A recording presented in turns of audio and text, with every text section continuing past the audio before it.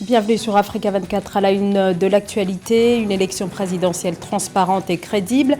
Voilà quelques-uns des qualificatifs venant notamment d'ONG au sujet de l'élection présidentielle du 24 mars au Sénégal qui a abouti à la victoire dès le premier tour de l'opposant Bassirou Diomaye Faye.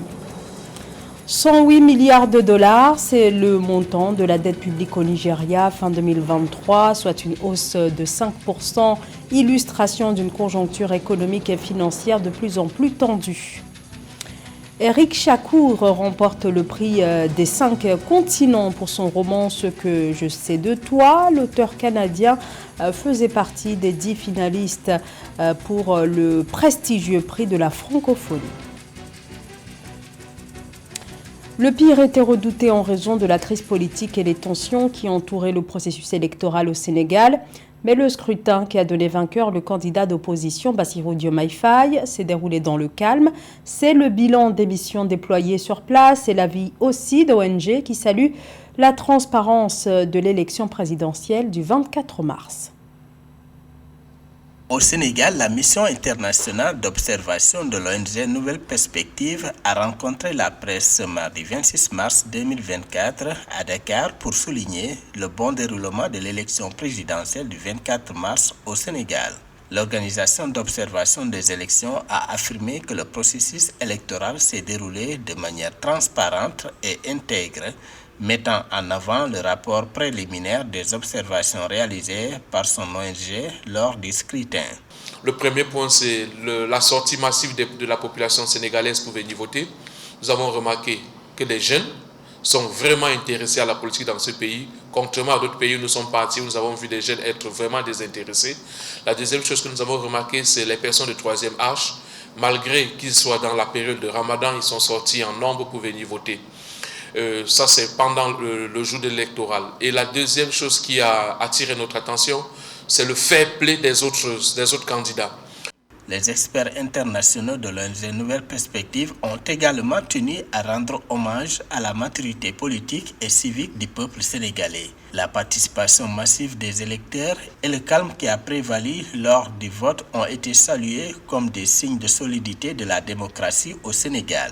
Dans l'ensemble, pour l'élection présidentielle de 2024 en terre sénégalaise, nous avons eu à observer vraiment le calme absolu, la sérénité des électeurs et les candidats qui sont vraiment pacifiques. Parce que nous avons aussi remarqué que la population sénégalaise veut vraiment maintenir le cap de leur démocratie et la paix et la tolérance qui a toujours existé au Sénégal. Nonobstant quelques manquements et points d'amélioration mineurs qui seront consignés ultérieurement dans notre rapport d'observation, la mission de l'ONG Nouvelle Perspective conclut que le scrutin du 24 mars 2024 s'est déroulé dans le calme, l'ordre, la discipline, l'équité et la transparence. À noter que la présentation de ce pré-rapport s'inscrit dans le cadre de l'élection présidentielle du 24 mars 2024 au Sénégal, où le candidat Bassirou Diomaye Faye de la coalition Diomaye Président sort vainqueur au premier tour face à 16 autres candidats. De leur côté, l'Union africaine, la CEDEAO, la Communauté économique des États de l'Afrique de l'Ouest et l'Union européenne qui avaient déployé leurs observateurs pour la surveillance de l'élection présidentielle saluent le bon déroulement du scrutin. À 3 semaines des élections législatives et régionales, le Togo s'apprête à entrer dans sa 5e République. Les députés ont adopté une nouvelle constitution. Le nouveau texte change l'actuel régime présidentiel en un régime parlementaire. C'est désormais le Parlement qui aura le pouvoir de choisir, je cite, sans débat, le président de la République. L'opposition dénonce un coup de force du régime pour se maintenir au pouvoir. Amenechi.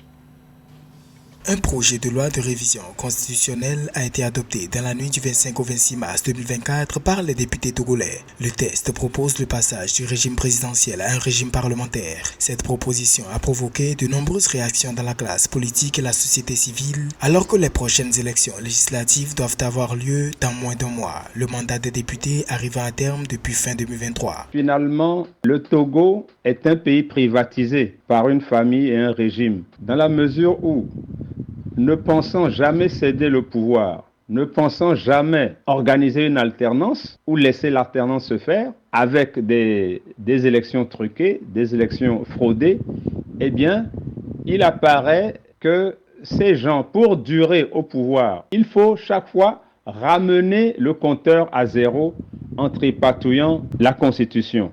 Ce nouveau test, adopté via 89 voix pour, une abstention et une voix contre, fait passer le Togo à la 5e République dès sa promulgation. Désormais, l'exécutif est composé du président de la République qui dispose de pouvoirs symboliques. Il n'est plus élu par le peuple, mais par le Parlement, réuni en congrès pour un mandat unique de 6 ans. Tous les changements qui ont lieu en ce moment, je considère que c'est un non-événement dans la logique de la dictature où c'est toujours le même qui reste au pouvoir, c'est toujours les mêmes individus qui règnent et ils n'ont pas de compte à rendre au peuple. Selon Chichao Chalim, président de la Commission des lois constitutionnelles, de la législation et de l'administration générale à l'Assemblée nationale, le chef de l'État est pratiquement désinvesti de plusieurs pouvoirs en faveur du président du Conseil des ministres. Ce dernier devient celui qui représente la République togolaise à l'extérieur, qui dirige effectivement le pays dans la gestion quotidienne. En Tunisie, 11 ans après la mort de l'opposant Chokri Belaïd, 4 personnes ont été condamnées pour son assassinat. C'est ce qu'a annoncé ce mercredi le procureur général adjoint du pôle judiciaire antiterroriste. Des peines de 2 à 120 ans d'emprisonnement ont aussi été prononcées par le tribunal de première instance de Tunis. Au total, 23 personnes avaient été inculpées pour l'assassinat devant son domicile le 6 février 2013 de l'avocat Chokri Belaïd, critique virulent du parti conservateur Ennahda, le parti au pouvoir à cette époque. Son assassinat et celui de Mohamed Brahmi, une autre figure de l'opposition de gauche, avait marqué un tournant majeur pour la Tunisie, alors en pleine transition démocratique. S'est ensuite ouverte une profonde crise politique. La dette publique totale du Nigeria en pourcentage du PIB est passée de plus de 23% fin 2022 à plus de 41% du PIB en juin 2023, principalement en raison de la dévaluation du Naira, la monnaie nationale. La dette publique du pays ne cesse de se creuser. La trajectoire du déficit public est inquiétante et les politiques budgétaires actuelles ne permettent pas d'envisager dans l'immédiat des perspectives quant à la soutenabilité de la dette publique par l'État fédéral. Philomentine.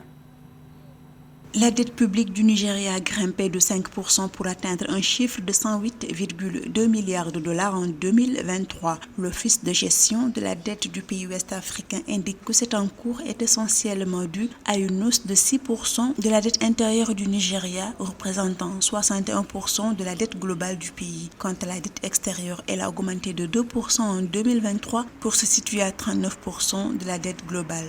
La dette actuelle de plus de près de 110 milliards de dollars est certes importante, mais elle n'est pas paralysante pour un pays au potentiel aussi varié et aussi diversifié. Mais actuellement, le pays traverse une période assez difficile du fait de la flexibilité et de la dévaluation constante du Naira. Donc la dette extérieure du Nigeria est actuellement plombée par la baisse drastique du Naira. L'État nigérien a contracté plusieurs emprunts ces dernières années dans le but de financer les déficits budgétaires et exécuter des projets. Toutefois, selon l'Office de gestion de la dette, les efforts continuent du gouvernement fédéral pour augmenter les revenus provenant des sources pétrolières et non pétrolières à travers des initiatives telles que les lois de finances et l'initiative stratégique de mobilisation des revenus devraient soutenir la viabilité de la dette. Pour résoudre ce poids de la dette, le Nigeria doit davantage diversifier ses exportations. Le Nigeria a quand même une économie très forte, mais il faut à court et à moyen terme que le Nigeria stabilise sa monnaie. Et aussi, le Nigeria à moyen ou à long terme, doit procéder à un rééchelonnement de sa dette.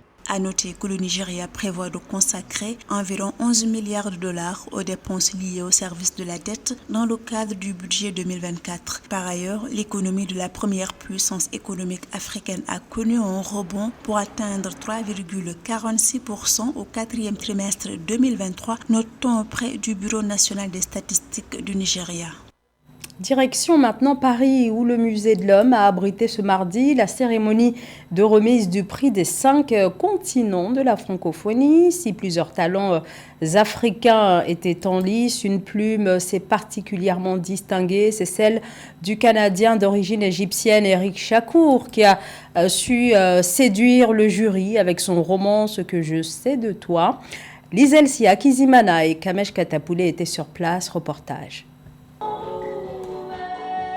Promouvoir la langue française par la littérature, un principe défendu par l'OIF qui chaque année met en avant les plumes de l'espace francophone. Depuis 2001, le prix des 5 continents révèle de nouveaux talents parmi 10 œuvres finalistes. Si les débats des membres du jury ont été passionnés et parfois mouvementés, c'est finalement l'ouvrage d'Eric Chakour qui a fait l'unanimité. Le Canadien de parents égyptiens a été désigné comme lauréat de l'édition 2024 pour Ce que je sais de toi, un roman pour lequel il avait déjà remporté en 2023 le prix féminin des lycéens. J'avais envie de raconter avec douceur une histoire un peu tragique et puis d'entremêler la petite histoire de mes personnages avec la grande histoire de l'Égypte. L'Égypte qui est le pays de mes parents, ma mère est née à Alexandrie, mon père au Caire. Ils se sont rencontrés à Montréal où je suis né. Et où mon personnage principal, Tarek, s'exilera. Une autre plume africaine a aussi été mise à l'honneur cette année, celle de Khalid Liamlahi, qui remporte la mention spéciale pour son roman évocation d'un mémorial à Venise. Pour le construire, l'auteur s'est inspiré d'un drame, la mort du réfugié gambien Pathé Sabali, survenu en janvier 2017, un récit qui fait beaucoup écho à l'actualité. Ce roman, c'est aussi une main tendue, en fait, entre l'Afrique du Nord et l'Afrique subsaharienne. C'est aussi une invitation à traverser les frontières, à accélérer le dialogue et l'échange. Et je l'ai vraiment conçu comme une forme, comme une quête de dignité, en fait, une manière de rendre la dignité à ces Africains qui traversent les frontières et qui viennent chercher de meilleurs lendemains en Europe. Avec de telles distinctions, de nouveaux horizons s'offrent à ces nouveaux talents. Le lauréat Eric Chakour participera notamment au rayonnement de la francophonie à l'international. Pendant un an, l'OIF l'accompagnera dans le cadre d'une tournée promotionnelle. L'Égypte s'impose une nouvelle fois avec 102 médailles d'or. Le pays a terminé en tête du classement de la dernière édition des Jeux africains qui se sont tenus jusqu'au 23 mars dernier au Ghana. L'Égypte demeure la nation la plus titrée du continent africain dans cette compétition avec 8 titres remportés depuis 1965. Joël Ballot. Clap de fin pour la 13e édition des Jeux africains qui se sont tenus au Ghana du 8 au 23 mars 2024. L'Égypte, grand contributeur au développement du sport en Afrique, termine en tête du classement final avec 192 médailles, dont 102 en or, 47 en argent, 43 en bronze. Pour la 3e fois de suite, après les Jeux africains de 2015 et ceux de 2019, l'Égypte termine la nation la plus titrée des Jeux africains. Les Jeux ont renforcé les liens d'amitié et les relations socio-économiques qui existaient entre les pays africains au fil des années. Je suis particulièrement heureux que le Ghana, l'un des leaders du sport sur le continent africain, ait pu défendre les rêves de nos jeunes, comme en témoignent les hauts niveaux de performance des athlètes dans les différentes compétitions. Si la domination des pharaons était indéniable pour la première place, la seconde par contre était très disputée. Avec une moisson de 120 médailles, le contingent nigérian obtient la seconde place avec 47 médailles d'or devant les Sud-Africains qui ferment le podium avec 106 médailles, dont 32 en or. Le Nigeria réussit sa belle performance, notamment grâce à l'haltérophilie qui amasse 16 médailles d'or et l'athlétisme qui cumule 22 médailles. Le haut niveau de performance, la démonstration d'esprit sportif et de compétitivité qui ont permis à de nombreux athlètes d'établir de nouveaux records personnels, des records nationaux et des records de jeu inciteront sans aucun doute les athlètes émergents à viser encore plus haut et à atteindre de plus hauts standards.